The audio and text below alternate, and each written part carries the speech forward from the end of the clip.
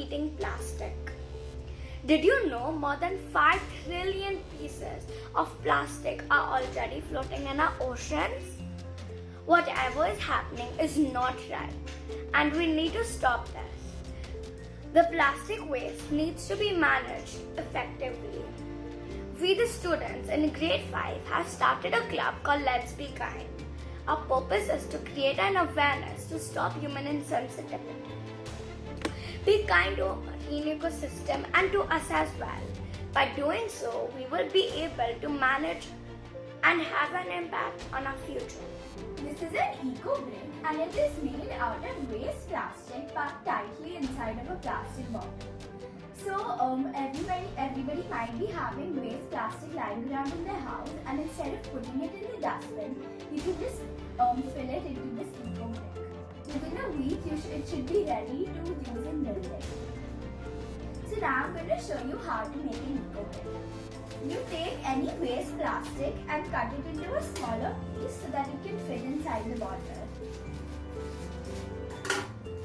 So here I have a small piece, and now I'll open my bottle and fill it inside of the bottle using a pen or a stick to pack it in.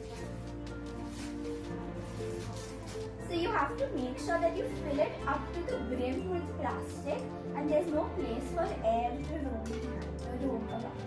So within a week, my plastic bottle will be filled and it will be used in the building.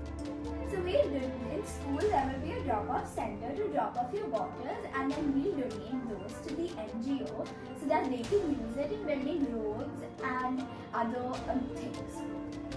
So we'll donate it to an NGO called Urja Foundation, and we urge you to create these bottles because you're taking a big step towards helping the environment, and this will benefit marine life and other ecosystems too. EcoBricks are used very often for making thousands of things like roads, buildings, benches, furniture, and a lot more things can be made.